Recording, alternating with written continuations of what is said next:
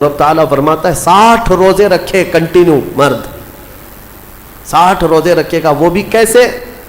ایک بھی اگر بیچ میں چھوڑا تو پیچھے کے سب پھر غائب، پھر سے اسے کنٹینیو کرنا پڑے گا۔ اور ان 60 روزوں کے درمیان شوہر اور بیوی ایک دوسرے کو چھوئیں گی بھی نہیں۔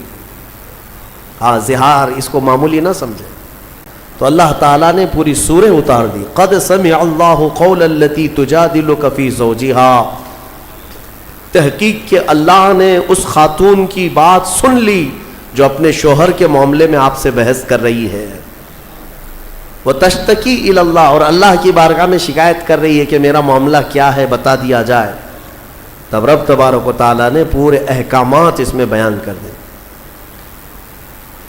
کہ عورتوں کو اگر کسی نے اپنے ماں کے مثل کہا تو پہلی بات تو یہ، عورتیں تمہاری نہ ماں ہیں، نہ تمہاری بیٹیاں ہیں، نہ تمہاری بہنیں ہیں، اس طرح کی بات کہنا حرام ہے۔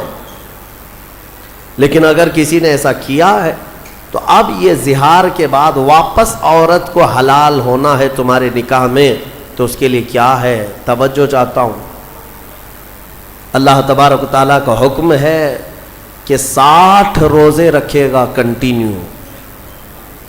والذین یظاہرون من نسائہم ثم یعودون لما قالوا فتحریر رقبۃ من قبل ان یتماسا۔ پہلے تو یہ ہے کہ ایک غلام آزاد کرے، غلامی کا دور ہے نہیں، جب غلام ہوا کرتے تھے تو ایک غلام آزاد کرتا تو عورت اس کے لیے حلال ہو جاتی۔ فمن لم یجد فصیام الشہرین متتابعین من قبل ان یتماسا، اور غلام آزاد کرنے کی طاقت نہیں ہے تو رب تعالیٰ فرماتا ہے 60 روزے رکھے کنٹینیو مرد، 60 روزے رکھے گا، وہ بھی کیسے؟ ایک بھی اگر بیچ میں چھوڑا تو پیچھے کے سب پھر غائب، پھر سے اسے کنٹینیو کرنا پڑے گا۔ اور ان 60 روزوں کے درمیان شوہر اور بیوی ایک دوسرے کو چھوئیں گی بھی نہیں۔ ہاں، زہار اس کو معمولی نہ سمجھے۔ اور پھر اگر اس کی بھی طاقت نہیں ہے، فَمَن لَّمْ يَسْتَطِعْ فَإِطْعَامُ 60 مسکینہ، اللہ نے فرمایا 60 روزے رکھنے کی اگر کنٹینیو طاقت نہیں ہے تو پھر 60 مسکینوں کو کھانا کھلائے، اس کے بعد پھر عورت حلال ہوگی۔ تو یہ زہار کے مسئلے جاننا چاہیے، اس طرح اپنی بیویوں کو مخاطب نہ کیا جائے، ارے میری ماں کی طرح ہے تو، میری بہن کی طرح ہے تو، میری بھانجی کی طرح ہے، پھوپھی کی طرح ہے، خالہ کی طرح ہے۔ یہ سب وہ عورتیں ہیں جو تم پر حرام ہیں، ان سے تشبیہ دینا اپنی عورت کو حرام ہے، اور بیوی تمہارے حرام ہو جائے گی تم پر۔ اس مسئلے کا اس سورہ مجادلہ میں اللہ تعالیٰ نے ذکر فرمایا۔ اس کے بعد کئی معاملات اس میں آئے، آداب بھی محفل کے بتائے جا رہے ہیں۔ اللہ تعالیٰ فرماتا ہے کہ جب ایک بات یاد رکھو، 3 لوگ تم لوگ بیٹھ کر بات کر رہے ہو، 3 لوگ بیٹھ کر کے کہیں بات کر رہے ہو، اللہ فرماتا ہے چوتھا تمہارا رب اس محفل میں ہے، دیکھ رہا ہے۔ اور اگر تم 5 لوگ بیٹھ کر کے بات کر رہے ہو تو چھٹا تمہارا رب تعالیٰ ہے جو تمہاری محفل کو دیکھ رہا ہے۔ اب یہاں سے احکام یہ بھی ملتے ہیں کہ محفل میں بیٹھے ہوں تو کانا پھوسی کرنا منع ہے۔ کانا پھوسی سمجھتے ہیں نا، جب سب لوگ بیٹھے ہیں تو کان میں کسی سے اکیلے سے بات کرنا، یہ محفل کے ادب کے خلاف، کیونکہ سامنے والے کے دل میں شیطان تمہارے خلاف باتیں ڈالے گا کہ یہ دونوں کچھ پلاننگ کر رہے ہیں، ایسی چیز جو ہم کو نہیں بتا رہے ہیں، اور یہاں سے دشمنیاں پیدا ہو جاتی ہیں۔ اور اللہ فرماتا ہے انما النجوى من الشیطان لیحزن الذین آمنوا، اللہ فرماتا ہے یہ کانا پھوسی کرنا یہ شیطان کی طرف سے ہوتا ہے، اور ایمان والوں کو بعد میں غمزدہ ہونا پڑے گا، غمگین ہونا پڑے گا، دوستیاں چھوٹ جاتی ہیں، ٹوٹ جاتی ہیں۔ کانا پھوسی نہ کریں کبھی بھی محفل میں بیٹھے ہوں۔ اگر 4 لوگ بیٹھے ہیں اور 2 لوگ الگ سے کانوں میں بات کرتے ہیں تو یہ بھی منع کیا گیا ہے۔ اور اسی سے ہمارے بعض بزرگ علماء نے یہ بھی فرمایا ہے کہ کانا پھوسی کا جو مسئلہ فرمایا گیا کہ تم اگر یہ سمجھتے ہو کہ تیسرے سے چھپ کر کے میں بات کر رہا ہوں تو ایسا نہیں، اللہ تمہاری باتوں کو سن رہا ہے۔ اور اسی سے یہ مسئلہ بھی اخذ کیا گیا ہے کہ آج کے زمانے میں اس کانا پھوسی کا سب سے بڑا آلہ موبائل ہے۔ یعنی تم ایک جگہ ہو، کوئی اور دوسری جگہ ہے، اور تم تنہائی میں بات کر رہے ہو، یہ بھی جو ہے نجوا ہے، یعنی چھپ کر کے بات کرنا۔ اور اگر کوئی یہ سمجھتا ہے کہ میں سارے لوگوں سے چھپ کر کے موبائل میں تنہائی میں بات کر رہا ہوں، قرآن میں مولا نے فرمایا تیسرا تمہارا رب ہے۔ تمہاری باتیں بلکہ تمہاری آنکھوں کی خیانت کو، تمہارے دل میں گزرنے والے حالات کو بھی مولا دیکھ رہا ہے۔ تو یہ چیز ہمیشہ یاد رہے کہ تنہائی میں بات کرنا ہو، چیٹنگ کرنا ہو، لوگوں کے ساتھ اس طرح کانا پھوسی کرنا ہو، یہ سب اسی زمرے میں آتے ہیں۔ ان نوجوانوں کے لیے یہاں پر تنبیہ ہے جو یہ سمجھتے ہیں کہ رات کی تنہائی میں مجھے کون دیکھ رہا ہے، میں رات کے 2 بجے 3 بجے ماں باپ سے چھپ کر کے بات کروں، اجنبی عورتوں سے جس سے تمہارا کوئی رشتہ نہیں ہے نکاح کا، اور تم یہ سمجھتے ہو کہ کسی کو پتہ نہیں چل رہا، میرا اور اس کا معاملہ ہے۔ ہاں، یہ کھانا پھوسی ہے، یہ ناجائز طریقے سے ایک دوسرے سے بات کرنا اشد حرام ہے۔ اللہ رب العزت تمہارے ان حالات کو دیکھ رہا ہے۔ اور پھر میرے عزیزوں، کوئی اس طرح کے گناہ چھپتے نہیں، چھپتے ہیں، پھر چھپتے نہیں چھپتے ہیں۔ تو یہ موبائل کی خیانت کو بھی اپنے ذہن میں رکھیں، موبائل کی خیانت کو بھی۔ ہمارے پہلے جو بزرگ ہوا کرتے تھے یہ کہا کرتے، عام لوگوں کی بات میں کر رہا ہوں، کہتے تھے نا کہ بیٹا دیوار کے بھی کان ہوتے ہیں، یہ بولا جاتا تھا دیوار کے بھی کان ہوتے ہیں۔ کیا مطلب ہے کہ جب تم بات کرتے ہو اور تم کو ایسا لگتا ہے کہ اب کوئی نہیں سنے گا، یہ راز ہمارے دو کے درمیان، ایسا نہیں ہوتا۔ یہ بات جب رب تبارک و تعالیٰ چاہے گا وہاں سے دور نکالے گا۔ ایسے کئی لوگوں کے معاملات خراب ہوتے ہیں۔ اس لیے میرے عزیزوں، شاید میں نے شروع میں ہی رمضان کے ایک واقعہ بنی اسرائیل کے شخص کا عرض کیا تھا۔ وہ تقریباً 80 سال اپنے صومعہ میں عبادت کرنے والا شخص، 4 بھائی، اپنی بہن اس کے حوالے کر کے گئے تھے، ہمارے گھر میں ہماری بہن اکیلی رہتی، آپ اس کی دیکھ بھال کریں۔ اس نے کس بات سے شروع کیا تھا؟ بس اپنے عبادت خانے کے باہر چوکھٹ پر آتا اور اس عورت سے تنہائی میں بات کرتا۔ باتوں سے شروع ہوئی، خیر خیریت پوچھنا، پھر کھانا کھائے کیا، طبیعت کیسی ہے، یہ ساری چیزوں سے شروعات ہوئی۔ پھر یہاں تک وہ پہنچا کہ زنا کر بیٹھا اور اس خاتون کو حاملہ بھی کیا، اور چوری معلوم ہونے کے ڈر سے اس کا گلا گھونٹ کر کے مار بھی دیا اور زمین میں دفن بھی کیا۔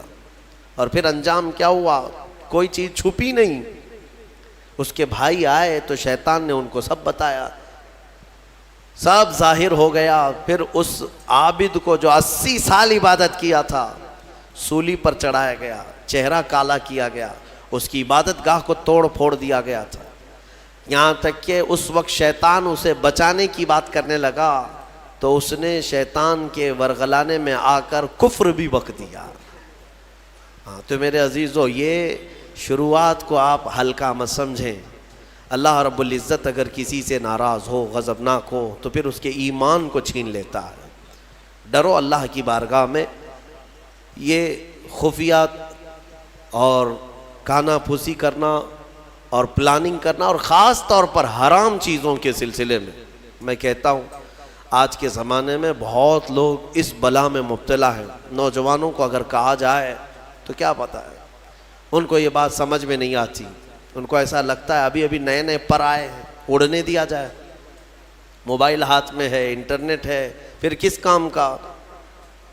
فیس بک چلا رہے ہیں، انسٹا چلا رہے ہیں، اگر اس میں اجنبی نئی لڑکیاں دوست نہ بنے تو پھر کس کے لیے چلائیں گے؟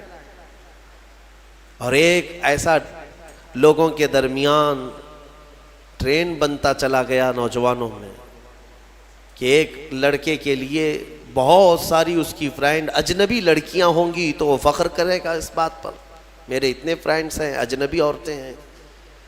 تم اس زنا کے مبادیات پر فخر کر رہے ہو، نعوذ باللہ من ذالک۔ میرے آقا صلی اللہ علیہ وسلم نے فرمایا تھا ایک زمانہ آئے گا جب لوگ زنا ایسے کریں گے جیسے گدھے اور کتے راستے پر کیا کرتے ہیں، اور پھر یہ بھی فرمایا کہ گناہ کو گناہ نہیں سمجھیں گے بلکہ اس پر ہنسیں گے لوگ. یہی تو ہو رہا ہے، دکھا دکھا کر کے اپنے ایسا لگتا ہے کہ تم نے بہت بڑا تیر مار لیا. حضرت عثمان غنی رضی اللہ تعالیٰ عنہ خطبہ دے رہے تھے جمعہ میں، خطبہ دیتے دیتے آپ نے پکار لیا، کیا ہو گیا آج لوگوں کو کہ لوگ زنا کر کے سیدھے مسجد میں آ رہے ہیں؟ تو اتنا بڑا جملہ، تو ایک شخص اٹھا اور کہا کہ اے خلیفہ، کیا آپ کو بھی علم غیب ہے؟ آپ یہ بات کیسے کہنے لگ گئے؟ تو جس نے سوال کیا تھا نا، تو حضرت عثمان غنی نے اسی سے کہا، کیا تو گھر سے نکل کر کے فلاں گھر کی عورت کا پیچھا نہیں کر رہا تھا؟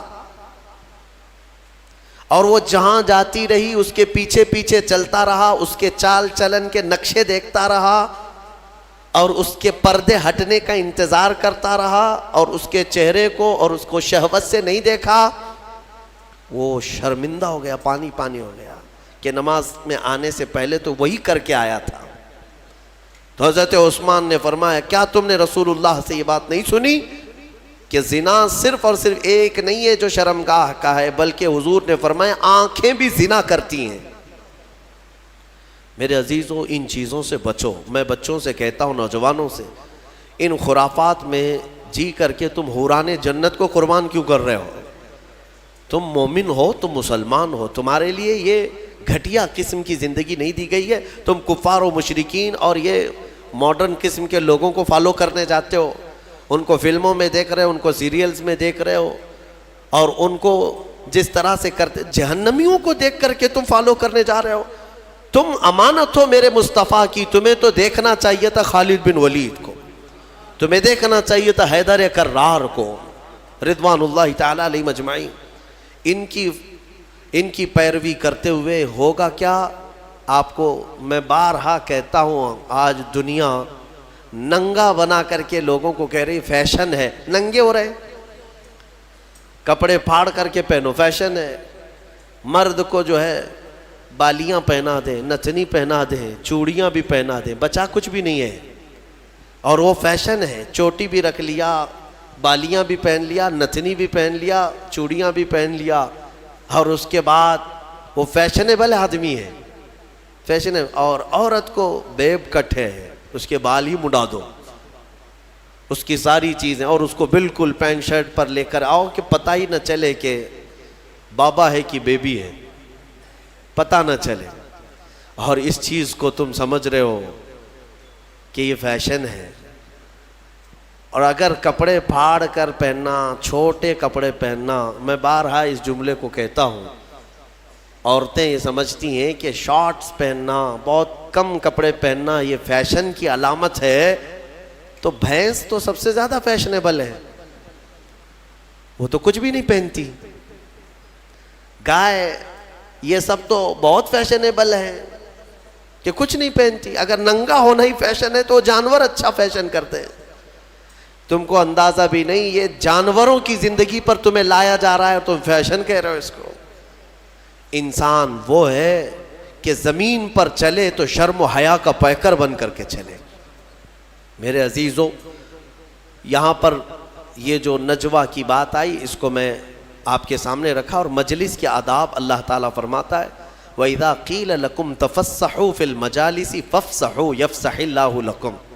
جب تم سے کہا جائے مجلس میں کسی آئے ہوئے مومن بھائی کے لیے جگہ دے دو، تو جگہ دے دیا کرو. اللہ فرما رہا ہے، کوئی بعد میں آیا محفل میں تو جگہ دینے کے لیے اگر تم سے کہا جائے تو جگہ دے دو. کیا ہوگا؟ اللہ تمہارے دل کو کشادہ فرمائے گا. یہ نہیں ہے کہ ادھر بھی چوڑے ہو جاؤ، ادھر بھی چوڑے ہو جاؤ، آنے کی جگہ ہی نہ تھے. لیکن مومنین کی جماعت میں ہوا کرتا ہے کہ الحمدللہ ہم سمٹ کر کے بیٹھتے ہیں اور آنے والوں کو جگہ دیا کرتے ہیں. یہ میرے آقا کی محفل کے آداب تھے. صحابہ یہی کیا کرتے تھے، ہر ایک کو بیٹھنے کی جگہ مل جائے. اور آنے والے کے لیے یہ آداب سمجھ لو کہ تم لیٹ سے آئے تو سب کی گردنیں پھلان پھلان کر کے آگے آنا یہ بھی ناجائز ہے. ہاں، تم کو جہاں جگہ ملی وہاں بیٹھ جاؤ. یہ نہیں کہ سب کے کندھے ایک ادھر ایک ادھر کرتا کرتا آیا. جمعہ کے دن اکثر یہ دیکھا جاتا ہے مسجدیں بھری رہتی ہیں, پھر بھی لیٹ سے آئے نواب صاحب اور سب کی صفیں چیرتے چیرتے آگے آ رہے ہیں. ان کو پہلی صف کا ثواب چاہیے. ہاں, سو کر کے اٹھ کر کے ابھی غسل کر کے آئے اور پہلی صف کا ثواب چاہیے جب خطبہ ہو رہا ہو. ان کو پتہ ہی نہیں ہے گردنیں چیر کر کے پہلی صف میں آنے والے کے لیے میرے آقا نے کیا فرمایا. حضور پاک صلی اللہ علیہ وسلم فرماتے ہیں جو اس طرح گردنیں پھلان پھلان کر کے مسجد میں آگے آتا ہے, کل قیامت کے دن وہ اسی طرح اچھلتے اچھلتے دوزخ میں جائے گا. اسی طرح سے کودتے کودتے وہ جہنم میں جائے گا. یہ اتنی بڑی وعید ہے یہ. ہاں, یہ اور بات ہے کہ دور کھڑا ہو جائے اور امام یا جو ذمہ دار ہے وہ لوگوں سے کہیں کہ آگے اگر جگہ خالی ہے تو اس کو پر کر لیں, پیچھے والوں کو جگہ مل جائے. یہ امام اعلان کر سکتا ہے یا جو یہاں پر ہو, لیکن آنے والے کو پیچھے سے یہ اجازت نہیں دی گئی کہ تم سب کی گردنیں ادھر ادھر کرتے ہوئے آؤ. وہ تو غلطی اس کی ہے, اتنی دیر سے آیا کیوں. یہ مجلس کے آداب ہمیشہ ملحوظ رکھیں. کوئی بھی اس طرح سے جمعہ کی نمازوں میں گردنیں پھلان کر کے مت آؤ. بہت بڑی وعید ہے اس پر, بہت بڑی سزا کی اللہ کے نبی نے وعید سنائی. بہرحال ہم نے سورہ حشر بھی تلاوت کی ہے. میں آج گفتگو کو سمیٹتا ہوں. میں سورہ حشر کے بارے میں عرض کر رہا تھا. سورہ حشر جس کی آخری آیتیں میرے رب ذوالجلال کے اسماء حسنی ہیں. هو اللہ الذی لا الہ الا هو عالم الغیب والشہادۃ هو الرحمن الرحیم. یہ جو 3 آیتیں ہیں اس کی فضیلت میں فرمایا گیا کہ جو یہ رات کو پڑھ کر کے سوئے گا اللہ اسے شہادت کی موت عطا فرمائے گا. ہاں, اگر اس کا انتقال اس رات کو ہو گیا تو شہیدوں میں اٹھایا جائے گا. یہ آیتیں یاد کر لو, سورہ حشر کی آخری آیتیں ہیں, اس کی بڑی فضیلت ہے. اس کے بعد میرے آقا صلی اللہ تعالیٰ علیہ وسلم کے صحابہ کے متعلق اور صحابیات کے متعلق احکامات آئے ہیں سورہ ممتحنہ میں اور سورہ صف میں. اللہ تعالیٰ صحابہ کی تعریف میں فرماتا ہے ان اللہ یحب الذین یقاتلون فی سبیلہ صفا کأنہم بنیان مرصوص. بے شک اللہ اس جماعت سے بہت محبت کرتا ہے کہ جب وہ اللہ کی راہ میں لڑنے کے لیے صفیں لگاتے ہیں تو ایسے مضبوط کھڑے ہوتے ہیں جیسے سیسا پلائی ہوئی دیوار. صف کے نام سے پوری سورہ ہے. یہی صفیں ہیں. وہ صحابہ کی صفیں کیسی تھی جن کا ذکر قرآن میں آیا. ہاں میرے عزیزوں, ان کو چیر کر کے کوئی جا نہیں سکتا تھا, اتنی مضبوط صفیں ہوتی تھیں. آپ اندازہ کرو حضرت عمر فاروق رضی اللہ تعالیٰ عنہ کی شہادت جو ہوئی ہے نا, وہ مسجد نبوی میں ہوئی. آپ فجر کی نماز پڑھا رہے تھے, 1 رکعت پڑھا چکے تھے.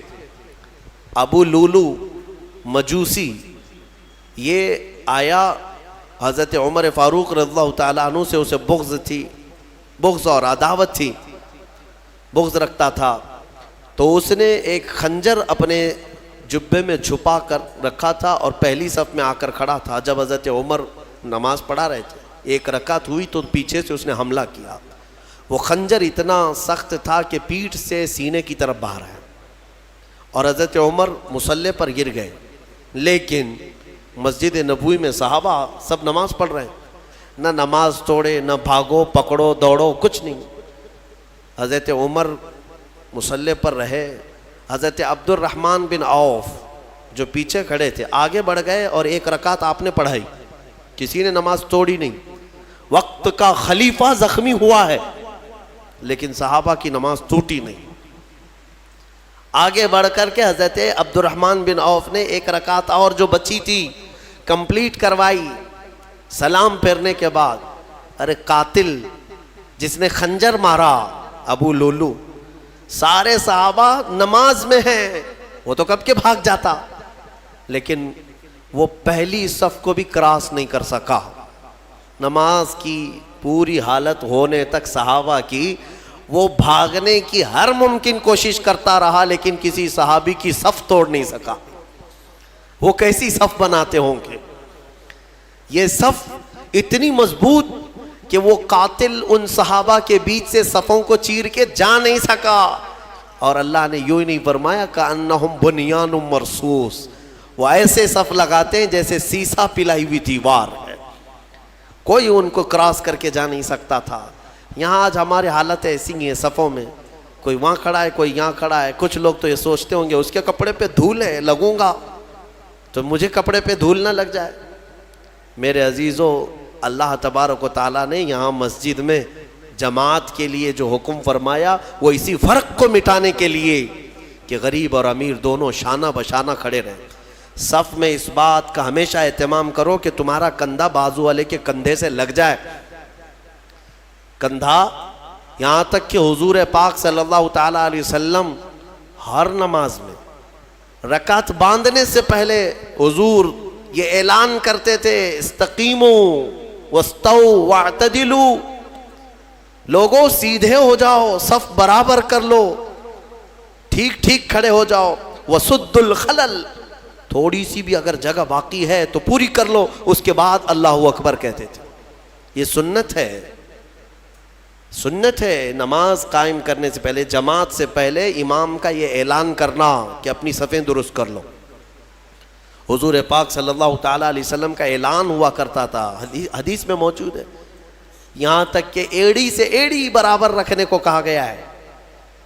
یعنی ہو سکتا ہے کسی کا پنجہ لمبا ہے، کسی کا چھوٹا ہے، اس کے لیے کہا گیا ہے صف لگانے کے وقت کس چیز کا خیال کرنا چاہیے، ایڑی سے ایڑی برابر، سامنے کے پنجوں کو نہ دیکھو۔ ایڑی کی ہڈی، تمہاری ایڑی کی ہڈی بازو والے کی ایڑی کی ہڈی کے برابر لگتی جائے، یہ الصاق ہے۔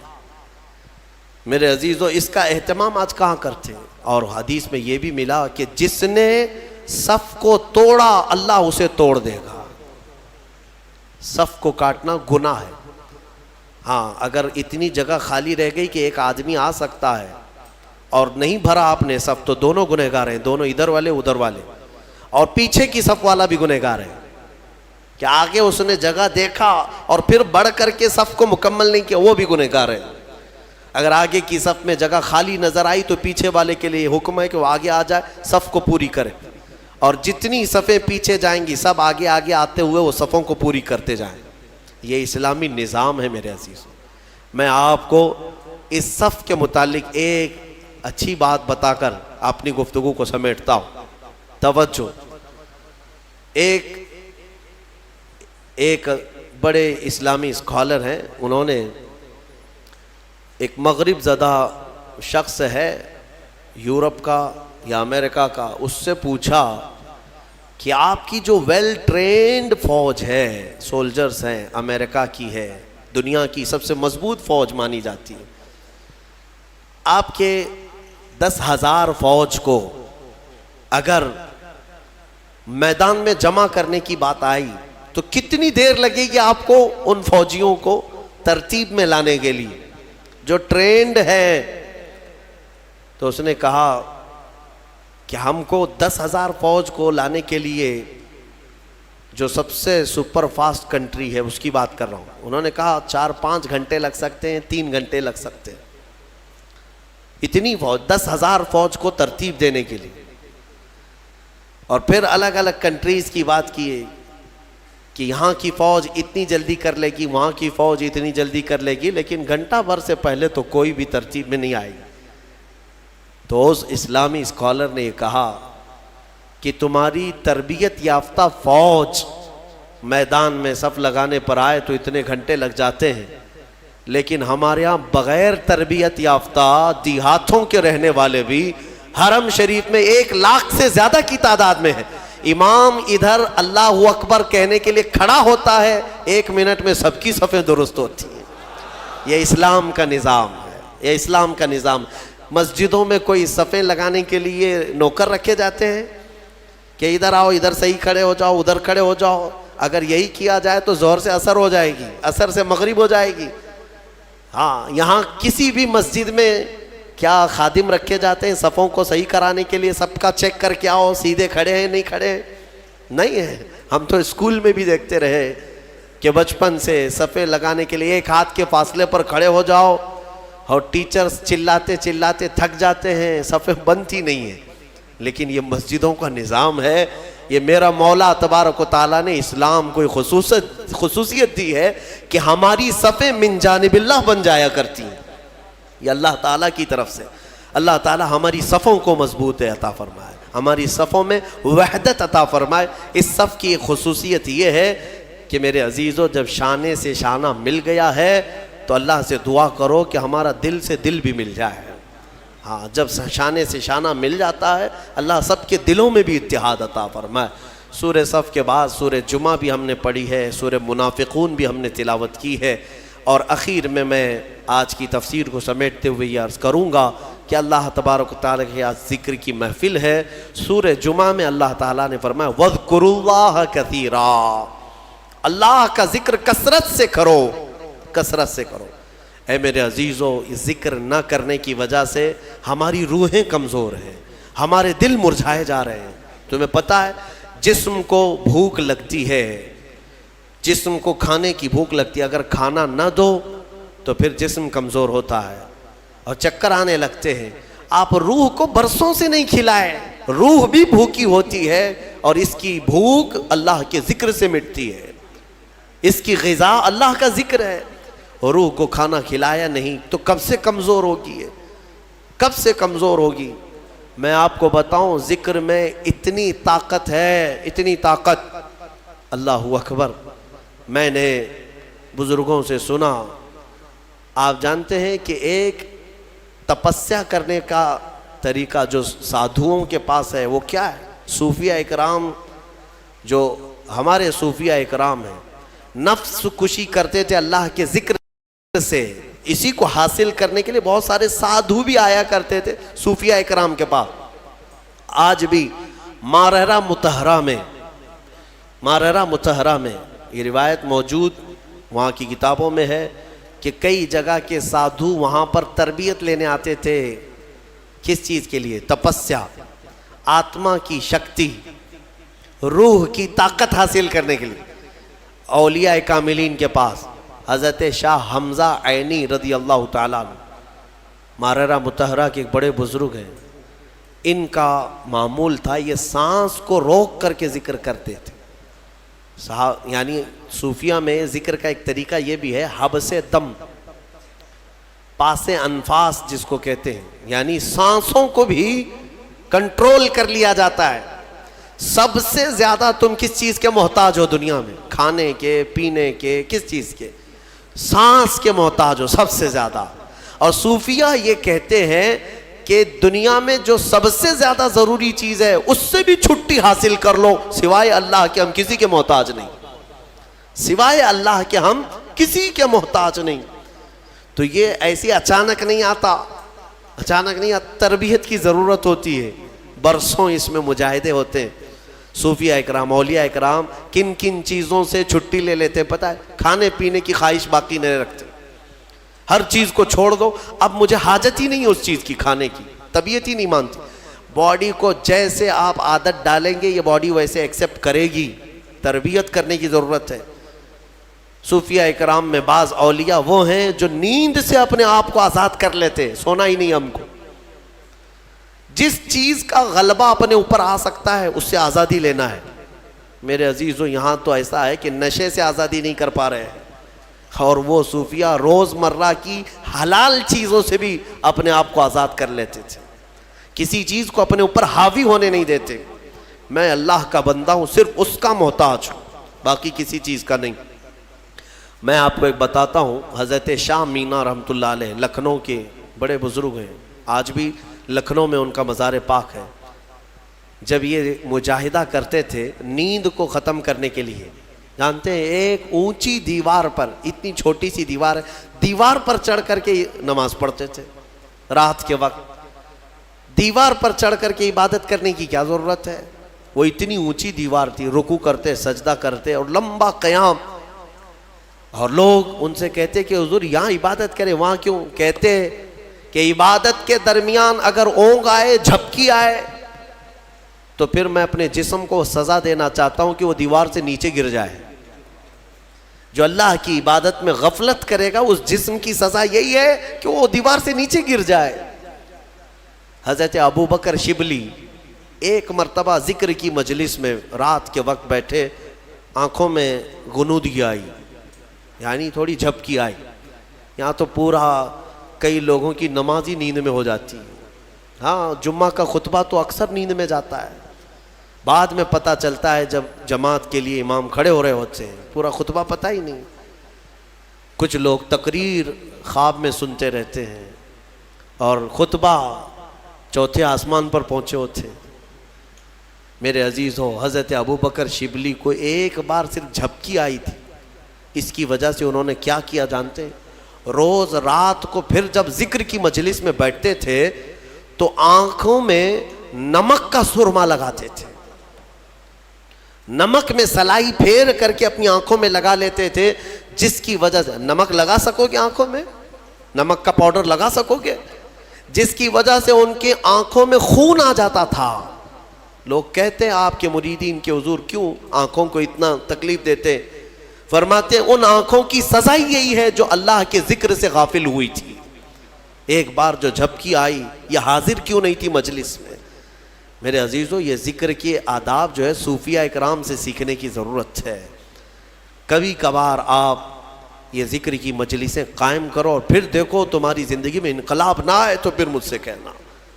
دنیا پھیکی لگنے لگ جائے گی. میں محسوس کیا ہے جن نوجوانوں کو ہم نے ذکر کی عادت ڈالی وہ رات کے 12 بجے بھی اپنی ساری مصروفیات چھوڑ کر، نیند وغیرہ چھوڑ کر، ممبئی جیسے شہر میں رات کے 12 کے بعد ذکر کی مجلس میں آتے تھے تو 400 سے 500 کی تعداد میں وہ پورے جمع ہو جاتے.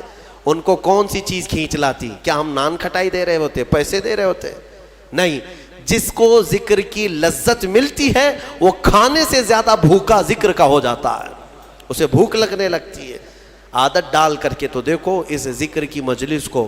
میں رہوں نہ رہوں، آپ وقتاً فوقتاً اپنے گھر میں بھی ہفتے میں ایک مرتبہ 10 منٹ کے لیے صحیح اپنی آنکھیں بند کرو اور ذکر کرو اور مولا کے کریم کی بارگاہ میں اپنے آپ کو سپرد کرو کہ مولا میں دنیا سے بھاگ کر تیرے دربار میں آیا ہوں، تو اپنی پناہ میں مجھے رکھ اور میرے حوالے مجھے 1 منٹ کے لیے بھی مت فرما، میرے نفس کے حوالے مجھے مت فرما. یہ دعا کرو، اللہ تعالیٰ تمہارے دلوں کو قویت عطا فرمائے گا. الا بذکر اللہ تطمئن القلوب، قرآن کی آیت ہے. مولا فرماتا ہے آگاہ ہو جاؤ، اللہ کے ذکر سے دلوں کو قرار ملتا ہے، دلوں کو سکون ملتا ہے. آپ کو میں یہ بات بھی بتاؤں، ایک عالم دین ہے، وہ کہتے ہیں امریکہ کی کسی ایک لیبوریٹری میں ایک ڈاکٹر صاحب نے ان کو، جو کارڈیالوجسٹ تھے، بڑے دل کے امراض کے ماہر، تو انہوں نے لیب میں لے جا کر کے اس مولانا صاحب کو کہا کہ میں آپ کو سناتا ہوں، شاید وہ ریڈیالوجی ہے جس میں جسم کے اندر کے آوازیں بھی سنی جا سکتی ہیں. وہاں پر مشین جو ہے، تمہاری پھڑکنے والی نسوں کی آواز بھی آتی ہے اندر، اور دل کے دھڑکنے کی بھی آواز، تمہارے سانس لینے کی بھی آواز کیسی ہے وہ پتہ چلتی ہے. وہ مشینیں ان کے پاس موجود ہیں. تو وہ ڈاکٹر صاحب جو دکھانے کے لیے گئے تھے مولانا صاحب سے کہنے لگے کہ ہماری مشینیں جو آواز سناتی ہیں ہر ایک کی ہم نے ورڈز بنائے ہیں، دل کیا کہتا ہے، یعنی سانس لیتے ہیں تب کیسی آواز آتی ہے، ہر ایک کی ایک ورڈز ہوں گے نا، ورڈز ہوں گے. کوے کی زبان سے آواز نکلتی، الفاظ نہیں ہوتے، لیکن آپ سے پوچھیں گے تو آواز کیسی ہوتی ہے تو آپ کہیں گے کائیں کائیں کرتا ہے. ہاں، آپ چین چین کیوں نہیں کرتے؟ کوے کی آواز کو کائیں کائیں، مشابہت کی اس سے ملتی جلتی آواز آپ نکال کے بتائیں گے. تو وہ ڈاکٹر صاحب کہنے لگے ہماری مشینوں پر جو دل کے دھڑکنے کی آواز آتی ہے اس کو ہم نے جو ورڈز دیے ہیں وہ دل کرتا ہے لب لب لب لب لب لب. انہوں نے یہ ورڈز دیے. وہ مولوی صاحب نے فرمایا کہ میاں آپ نے آواز تو سنی لیکن حقیقت تک نہیں پہنچے. حقیقت میں دل کی جو آواز ہے وہ رب رب رب رب کہتی ہے.